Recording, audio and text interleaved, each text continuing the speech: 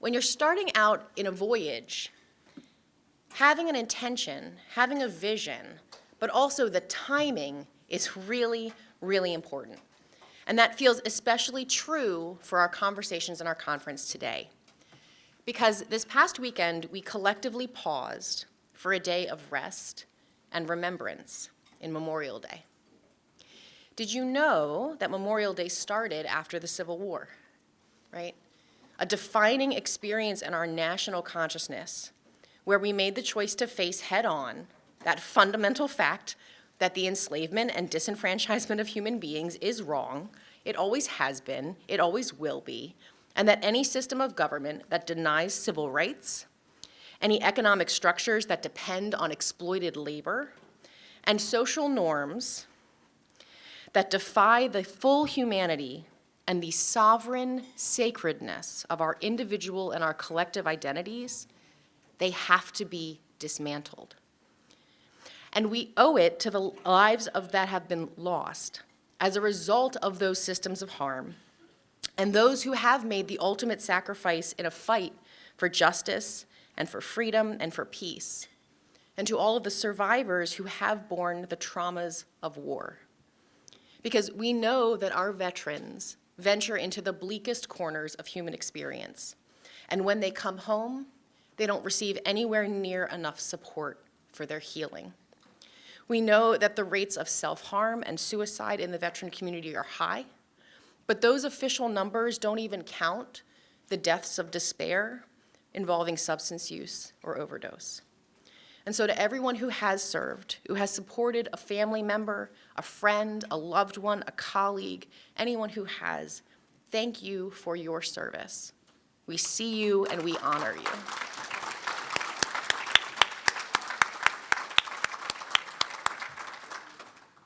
And not all struggles are fought in uniform, or maybe in a different kind of uniform.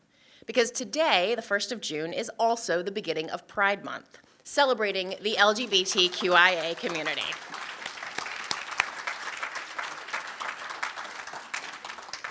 Did you know, like it says on some t-shirts, that Pride was a riot, right? Pride started as a tradition of public protest, of public pride and celebration. And our grandmothers in the queer community are Black and brown trans women, lesbians, and drag artists like Marsha Johnson and Sylvia Riviera and Stormy DeLivier? Hold on. De La E. Yay. I wrote it out for myself, and I apologize right now to Stormy for not pronouncing your name correctly. Please forgive me for that. But these folks kicked off this huge movement in the Stonewall riots in 1969. So LGBTQIA folks, and I want to acknowledge that there are a lot more letters in that alphabet soup. We got to get NB in there, right? Our collective pride is a celebration of our survival, because we navigate internal and external struggles to be seen, to be heard, to be respected, to be loved, and to be protected. Our community experiences disproportionate rates of mental health, substance use, suicide, job discrimination, violence, and death. And the wave, especially of anti-gay and anti-trans legislation that's erupting across the country, is terrifying. And while we in Maryland are so lucky and so grateful to all of the advocates and the activists, and I know many are in this room, who helped to get marriage equality passed in our state in 2013, and finally, just this year, the Trans Health Equity Act, which ensures access to gender-affirming medical treatment. Can we give a round of applause for that incredible effort?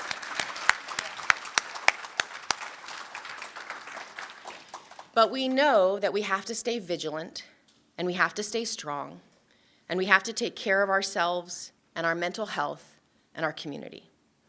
And so I am incredibly excited and honored to introduce our keynote speaker this morning, Paula Neira, whose journey is an example of resilience and courage and results. Originally from Jersey City, New Jersey. There we go. Paula came to Annapolis, Maryland, to attend the United States Naval Academy, from which she graduated with distinction in 1985. She served as a regular and reserve officer, including in mine warfare combat during Operation Desert Storm. And her military decorations include multiple medals and awards for achievement, for action, and for service. After leaving the Navy in '91, she began her second career as a registered nurse, specializing in adult emergency care and trauma resuscitation. In 2008, Paula began serving as the nurse educator in emergency medicine at the Johns Hopkins Hospital, and then as the co-chair of the Johns Hopkins Transgender Medicine Executive Task Force.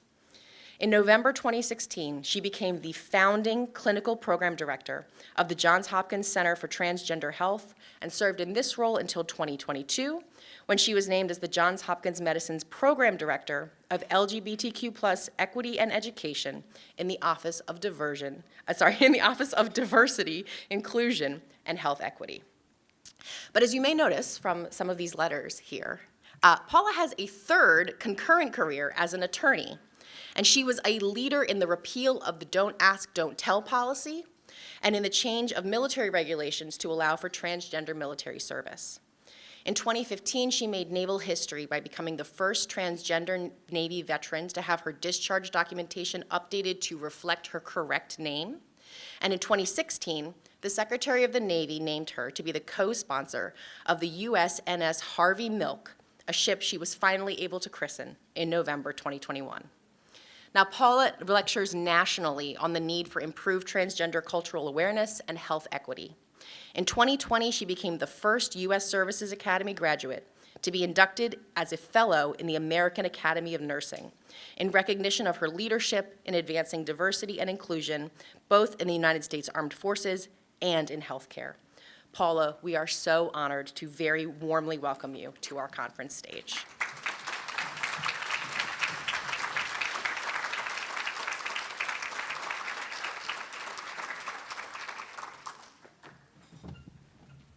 Thanks, Katie.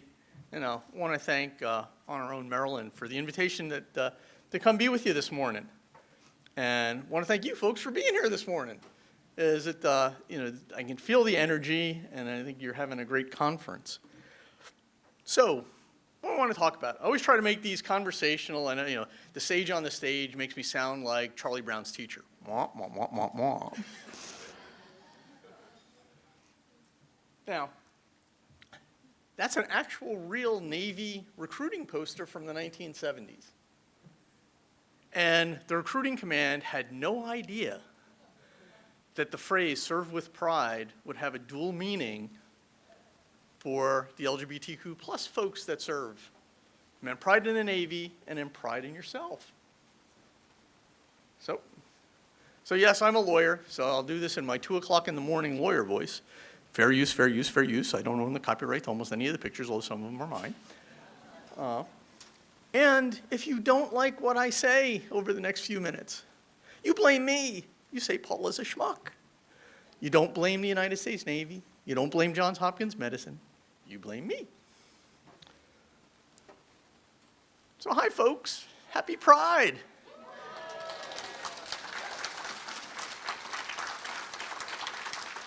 And it's particularly a time to be proud, to stand up because of what's going on in the world. Katie referenced, there's been over 650 anti-queer, and I'm going to use queer as an umbrella term this morning, bills introduced at the state and federal level. It's an absolute attack, and it's not just a one-off. The goal is to drive LGBTQ plus people out of society. And we have to stand up. And we talk about Stonewall. There had been protests prior to 1969 when the Stonewall riot happened.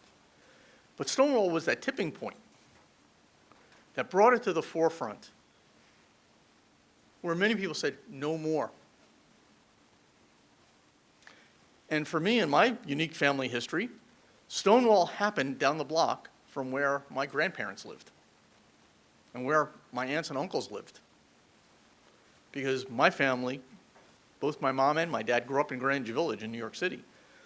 And my dad's family is from Christopher Street. And that's where the Stonewall Inn is. But when we talk about pride, what is it that we're proud about? Is it simply a sexual orientation or a gender identity? I would argue that it can't be that. Because then nobody should complain if a cisgender and a straight person wanted to be proud and talk about their sexual orientation or gender identity. What I would throw out to you is that it's pride in something else. And what it is, it's pride in living authentically. It's pride in accepting, this is who I am. And there's nothing to be ashamed about. English is a really sloppy language. That's why lawyers get rich. We don't have a really good word that's the opposite of shame. So it's pride. Because, June, I'm not ashamed month, just doesn't sing. But no, it's coming to the point in your life, and different people get there at their own pace and in different ways, to say, this is who I am, and there's nothing wrong with who I am. And I deserve the same rights, and I deserve to be held to the same standards as anybody else.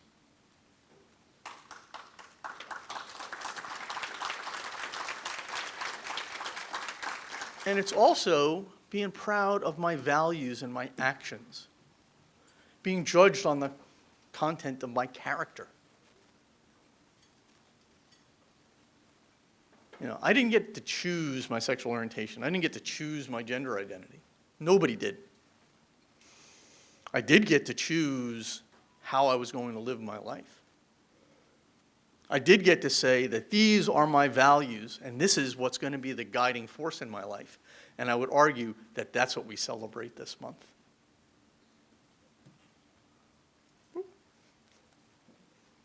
So we talk about the United States.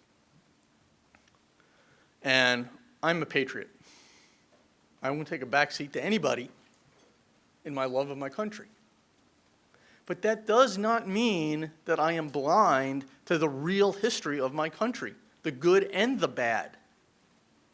And when I talk about, coming up with a title for this, when I talk about reducing the delta, what I mean is that difference between the words and our reality.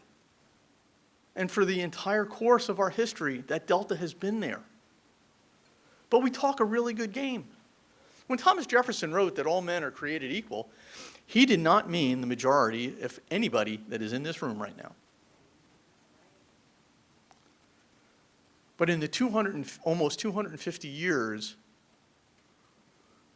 that we've had a country, we've continuously tried to expand what that meaning is, to include more people. It hasn't been perfect. It often falls way short of the mark, but it's that continual progress.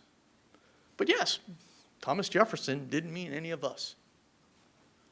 And when we say we the people, big 3 words, we should mean all the people.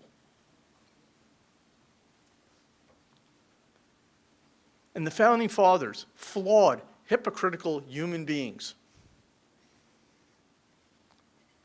were smart enough to say that the reason why we created this was to create a more perfect union.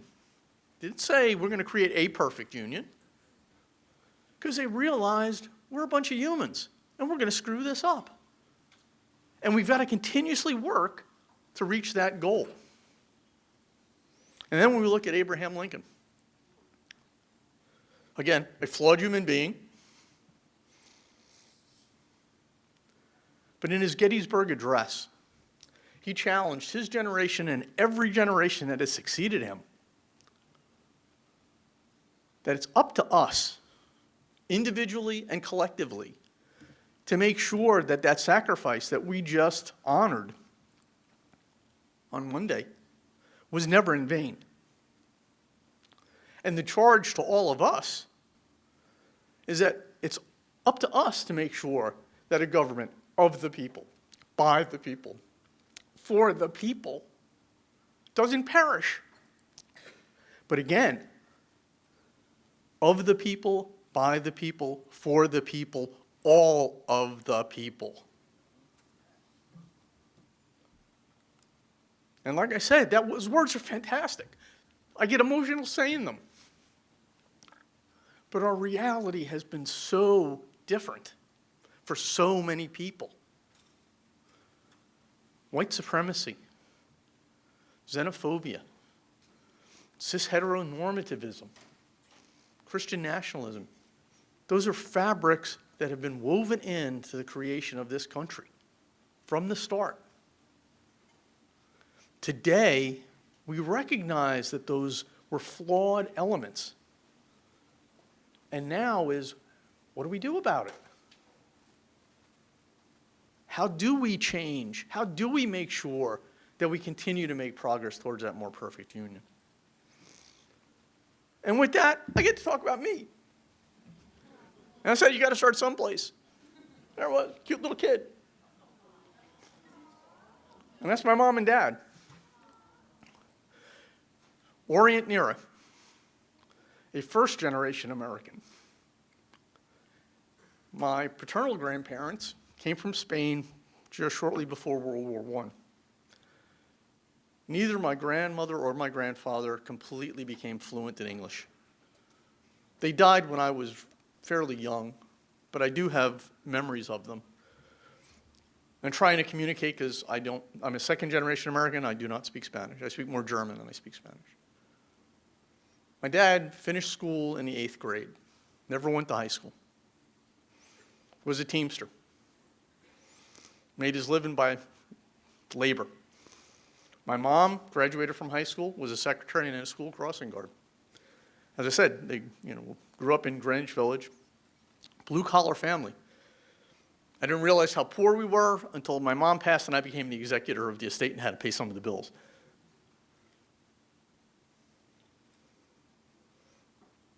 But they gave me such a great foundation. My name, it was my dad's idea.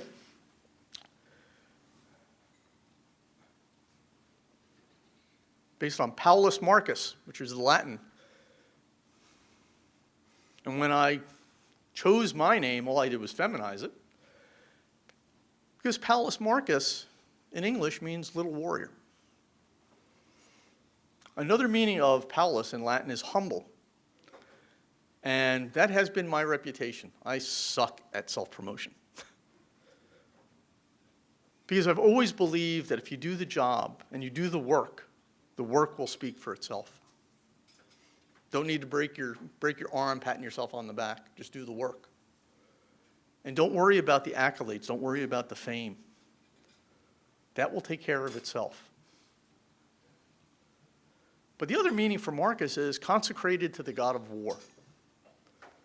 And my dad must have seen something in me because he knew my destiny was to be a warrior. Neither he nor I ever envisioned that the battles that I would be fighting were not the ones that I envisioned when I went off to the Naval Academy. But my folks instilled in me the notion that if you've been blessed with talent and opportunity, privilege, and everybody in this room has privilege in some dimension, no matter how lacking it may be in other areas of you, that obligation is that you use those talents for the betterment of everybody. Not just to get rich, not just to make sure that you're well off and screw the other guy, is that you work together to make it better. Now, I pop out of mom, doc holds me up. I always say he's looking for a winky or a hoo-hoo, because I'm a nurse and I got to use technical terms. Mrs. Neira, you have a lovely baby boy.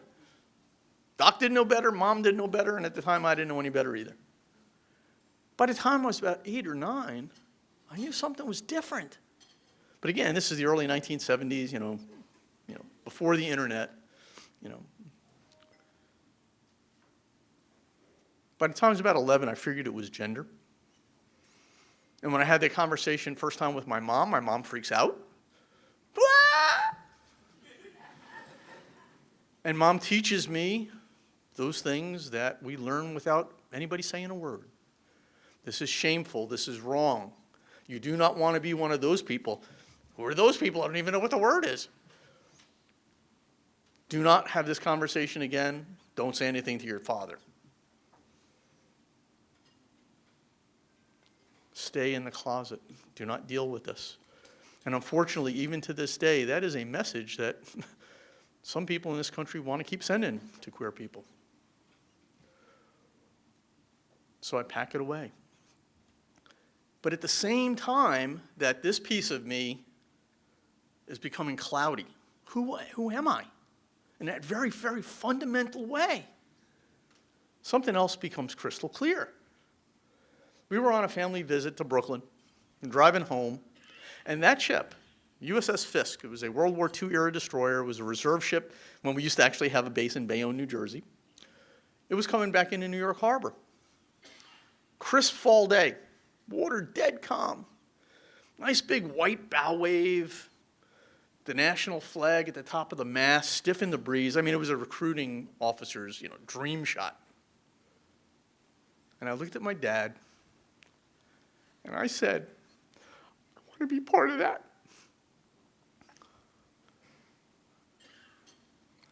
That was my purpose in life.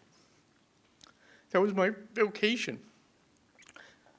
Young me would have said that was my calling.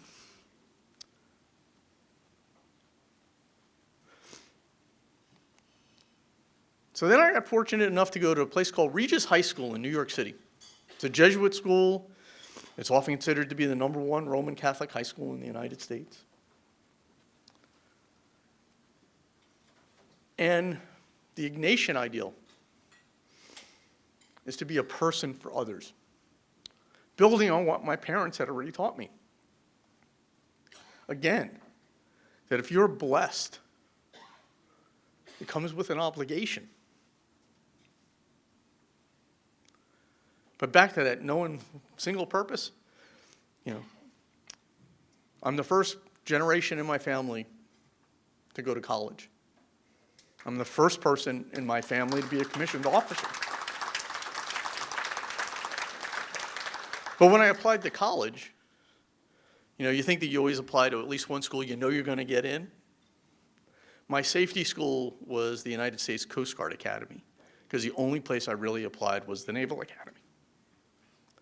That was the laser-like focus that I had as a kid. And I got to go do it.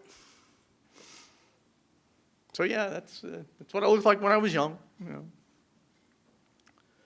But on July 7th, 1981, in a couple of weeks it'll be 42 years, I swore an oath. It's there. I can still say it from memory. I don't have to read it. But people ask me today why I do what I do. How did I get in this fight for LGBTQ diversity, inclusion, and equity? It's because of that oath. It takes about 30 seconds to say, and it takes a lifetime to live up to. Because whenever people are denied the rights of citizenship, the ability to serve, the ability to access health care, medically necessary, evidence-based health care, simply because of somebody else's ignorance and prejudice, that offends those constitutional values that I swore to defend. Now, when I first swore that, I figured I'm going to spend the rest of my life defending it with the sword. That isn't how it played out. I've spent more time defending it with the pen and with my words, but that's never changed. But while I was at the academy, again, trying to keep my gender identity and dealing with it in a box, because what you have to remember is, at that time, merely asking for help, simply saying, hey, can I talk to somebody about this, would have gotten me kicked out of the Navy. Simply saying, help me. That was the level of ignorance and animus at the time. So I graduated, got into the fleet, was a surface warfare officer. That's what the warfare community is, and we were the folks who drive the ships. I originally wanted to be a fighter pilot. You know, fly jets, that's sexy, you know. They make movies about that.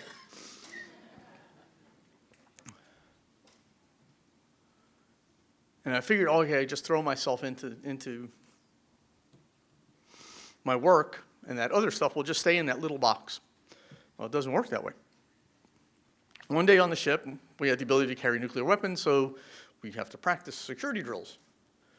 And you do that with weapons and live ammunition. So one day on the ship, I had an M14 rifle and a magazine of live rounds, and I was in a part of the ship where nobody else was around. And this little voice says, you know, you can load that weapon and blow your brains out. And all the pain, all the confusion that you're experiencing in this internal battle that nobody else knows about will end. And my reaction was, Whiskey Tango Foxtrot. Where the hell did that come from? Now, with 20 years of reflection, I realized that was God talking to me. And I'm a person of faith. And he was saying, Slick, you are running on fumes. You cannot keep running away from who you are. You eventually have to deal with this. And I was like, okay, thanks. Yeah. And a couple years later, I got the opportunity to actually become a naval aviator. Got selected for naval aviation, got to Pensacola. And right before I started ground school, you have to do another flight physical. And I realized that flying was not going to solve the gender issues. And it would have committed me to an entire career. Now, mind you, I never wanted to leave the Navy. As much as I enjoyed talking to you folks this morning, I would rather be at sea with a battle group. Thank you. Or retired after a 30-year career.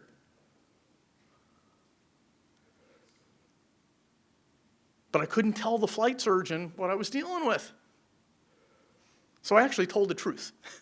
I'd had a kidney stone off duty, wasn't in my military medical records, but that gets you grounded. Because if I said, hey, you get your wings, you're committed basically for 20 years in the closet, not being able to ever ask for help, and you don't know if that voice is going to come back. And this time, swallowing your sidearm is a better idea. This was also at a time where if I said the wrong thing to the wrong person once, even up to the point of being in the Navy for 19 years and 11 months, 1 month to go before I got that 20-year retirement you get promised, I could have been kicked out with nothing. And at the time, after you did 6 years in the service, if you were kicked out for being gay, normally you would get a separation pay. If you were kicked out because of your sexual orientation, you got half of that amount for no other reason than animus against gay folks. That was the world. Now, that's me during Desert Storm. So when I told the flight surgeon, I got grounded. I transferred into the reserves where I could start accessing civilian medical care. And 90 days later, Kuwait gets invaded. Now, I'd been in the Persian Gulf. I had special experience in dealing with mine warfare. That's not something everybody in the Navy does. And I knew that I had skills. And my place was with the fleet. I could put some of my stuff on hold. And eventually I got called back to active duty and went in the summer of 1991 to the Gulf. And I went with a little bottle of estrogen pills, which the Navy knew nothing about.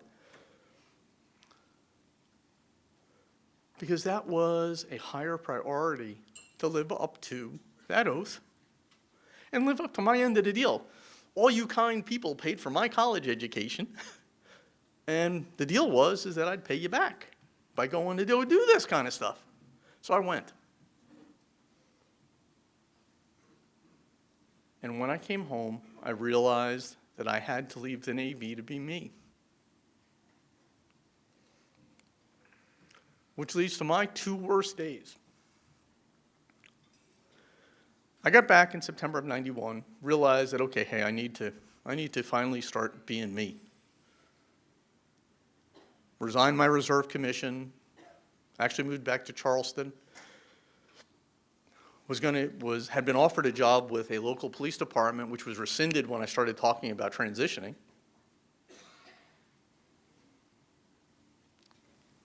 But then I get a call from the Navy saying, hey, we want you back. When do you want to come back, go back to sea, advance my career at sea? And I said, well, when do you need to know? Well, we'll send you the paperwork. Every morning for a week, I would get up and I would drive to the beach at Sullivan's Island. That's the Charleston Lighthouse there at Sullivan's Island. And I would sit in the sand, and my heart would break. And I would go home at sunset. And the next morning, I'd get up and do it all over again. For a week, my heart was breaking. I did not want to leave the Navy. This is who I am. This is my purpose. And on November 15th, 1991, I made the hardest, most traumatic decision I have ever made. 30 years later, you see how traumatic it was. And I told the Navy I needed to leave.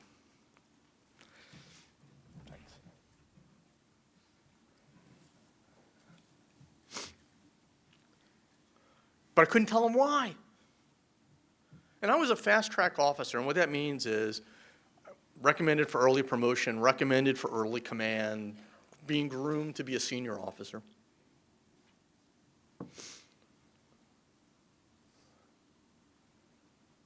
And I coped with that horribly.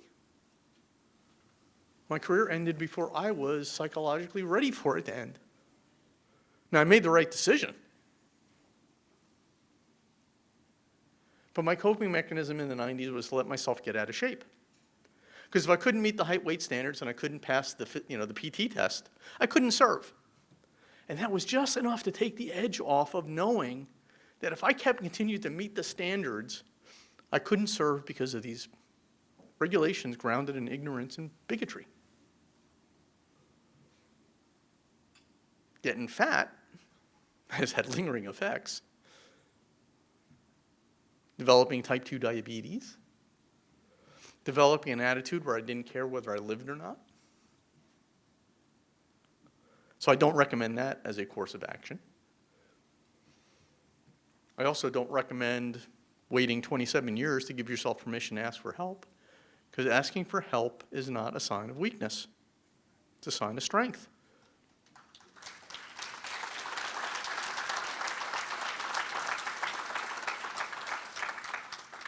But I come from a culture where that was not the message for many, many years.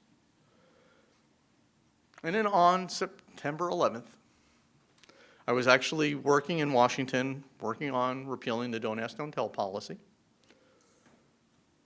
when the World Trade Center was attacked. And the Pentagon was attacked.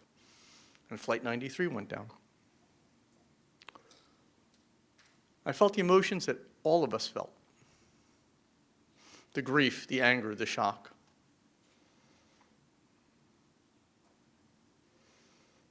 The desire for revenge. To be part of the force that was going to retaliate against this attack. Because remember, I swore to defend the place, and we just got attacked. But on that day, I also knew that my country, my Navy, didn't want me. On September 11th, I was already a combat-tested warrior. I was a certified emergency nurse with expertise in trauma nursing. And I had just passed the bar exam. So I could have been a judge advocate, a trauma nurse, or a surface warfare officer. 3 ways that I could have contributed to the mission. And none of it mattered. All that mattered was that my gender identity didn't align with the sex I was assigned at birth, and I had the courage to live as who I authentically was. So I asked, where does my duty lie? This is a picture of Memorial Hall at the Naval Academy. This is where the names of all of the alumni that have been killed in action or lost in operational accidents are listed. For me, it's one of the hallowed places on the earth. It's where I can go back and all of that history, all of that tradition, those values are tangible. I always say I get to go back and talk to the spirits. And I asked, is getting in this fight, fighting for equity, is that what I'm supposed to be doing as an Academy grad? And the answer I resoundingly got was, you're damn right this is a fight you're supposed to be in. And that led me to be involved in those efforts to repeal that, and eventually that work led me into the work in advancing healthcare. And times change. That's President Obama signing Don't Ask, Don't Tell, repeal into play. The redhead standing next to Obama is actually a classmate of mine from the Naval Academy, Commander Zoe Dunning. And that's Ash Carter, who was the Secretary of Defense in 2016, announcing that the ban on transgender folks serving in the military was coming to an end. But Father Time is undefeated.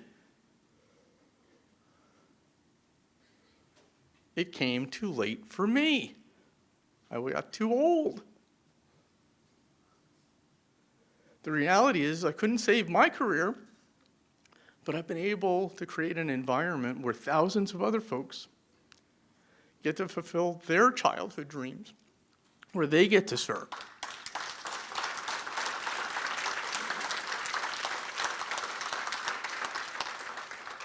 And one of the things that I've learned is that today I have a choice in looking back and telling the story.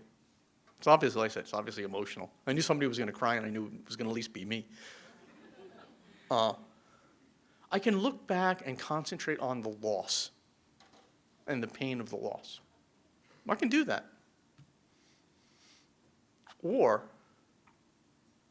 I can look back and understand that sacrificing my career was just part of the price that had to get paid. And it put me on a different path. My destiny lied elsewhere other than in uniform. And it's given me this very rich opportunity to serve in a way that most people with my background have never gotten a chance to do. And when you talk about service, that's what it's supposed to be. So which led me to Hopkins and setting up the Center for Transgender Health, which is now the Center for Transgender and Gender-expansive Health.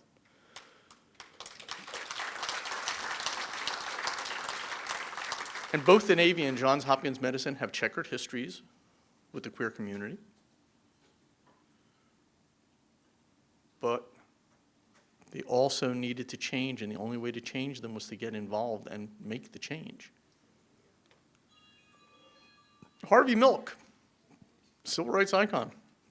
As Katie mentioned, I got named to be the co-sponsor. That's me breaking the bottle. But Harvey Milk talked about having to be coming out, becoming engaged, being involved. Freedom is not free.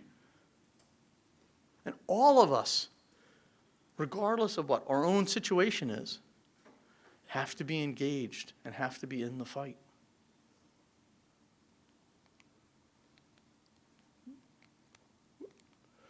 So I said, freedom's not free, and it's not for the faint of heart. And again, look at the words from the Declaration of Independence. Now, I'm not naive, and I know that I've got lots of privilege. But I'm going to stand up here and tell anybody that can be out, and whatever dimension that is. Talking about Pride Month, talking about sexual orientation and gender identity. Particularly today, when those who oppress others want you to stay silent. They want you to stay in the shadows. That's how they win. Don't let that happen. Now, I said, I'm not naive. This week, I've literally had to talk to people in public safety about the potential of me receiving death threats or hate mail because of the work that I do. I'm not cavalier about it, but I'm not going to cower in the face of bullies. You know, I learned better at Annapolis. But I also realized that I've got lots of armor, I've got lots of training, I've got lots of experience that most people don't have. But don't be a victim. Be empowered. Make a strategic decision. You can say, I've weighed the situation, and it's more strategic to not be out in this circumstance. That's fine. But don't say, I can't be me. I can't live authentically as me because the risk is too high. Oh, I might get beat up or I might get killed. That's being willing to risk your lives.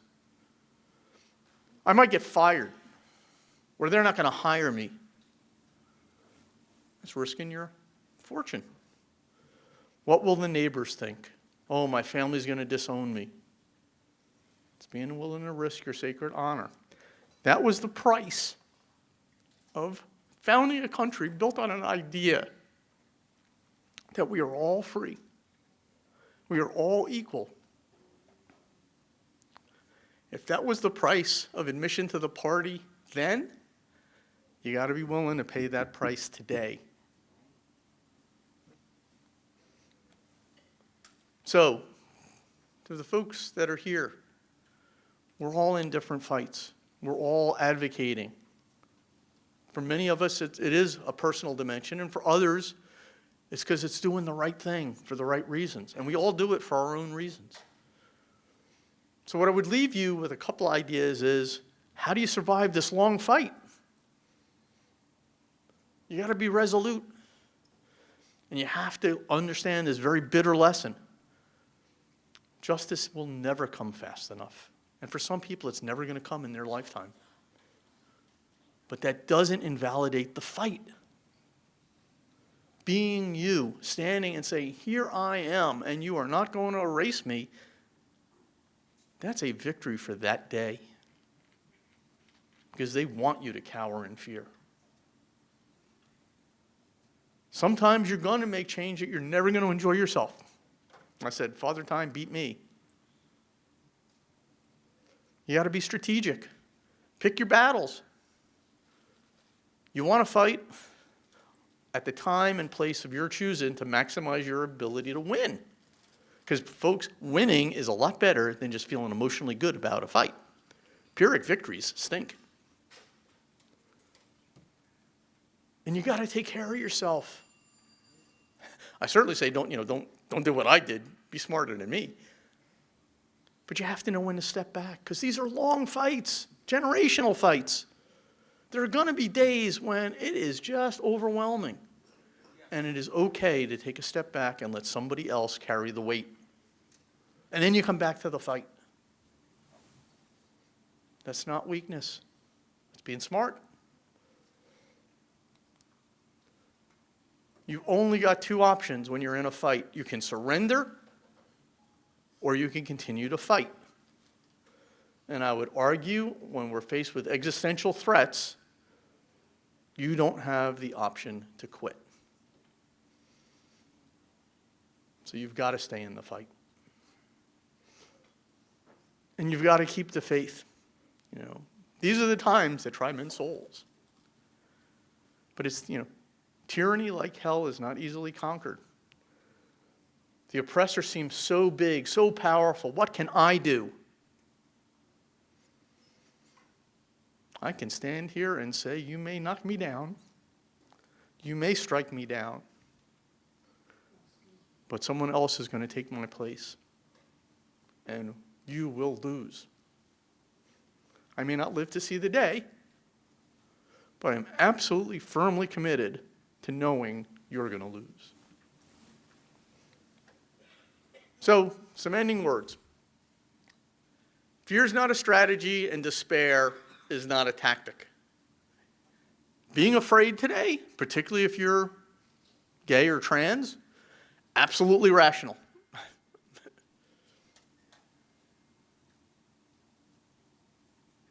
But my job as a leader is not to coddle your fear. My job is to inspire you to be courageous. Because courage doesn't mean not being afraid. Folks, I'm afraid. And I'm standing here saying, here I am. I will march to the fight. That's what courage is. Courage is moving forward even when you are scared out of your mind.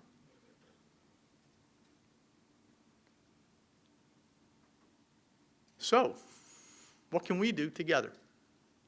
We can be afraid together. And then we can be courageous together. Because together is the only way we're going to survive this. And the last thing I'm going to say is that together we're going to stand. And together we'll prevail. So thanks, and I guess there's a couple minutes if anybody actually has got a question. I'm more than happy to take questions. But otherwise, thank you so much. Keep doing what you're doing.